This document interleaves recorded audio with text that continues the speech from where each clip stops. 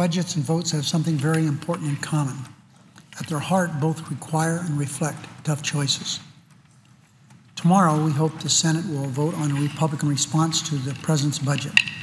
That's the so-called H.R. 1 that not only the United States now focused on it, but the entire world. And then we'll vote on the Democratic response.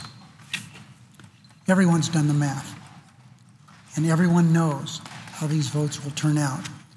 Likely neither proposal will pass, which means neither will reach the President's desk as written, and we'll go back to square one and back to the negotiating table.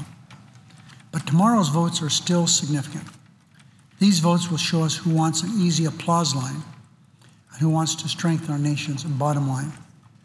And as the two parties' vastly different proposals make clear, there's a fine line between a responsible budget and a reckless budget. The Republican plan we'll vote on tomorrow is the same plan the Tea Party already pushed through the House of Representatives. It's called H.R. 1. Now the same Tea Party is trying to push it through the Senate.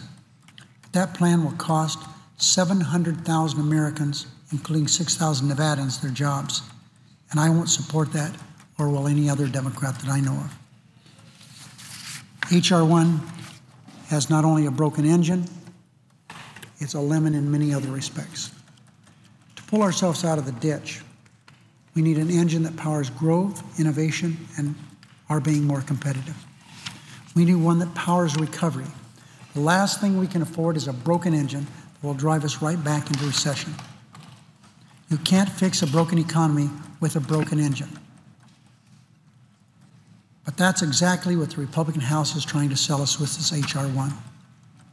The Tea Party plan will make Nevada's students and workers less competitive and will make Nevada's families and communities even less safe. It hurts education, which of course threatens our future.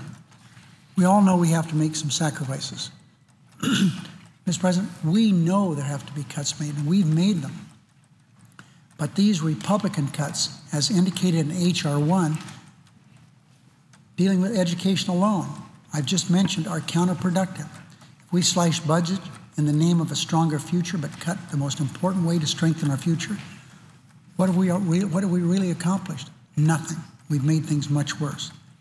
While the Republican plan is based in ideology, ours is based in reality.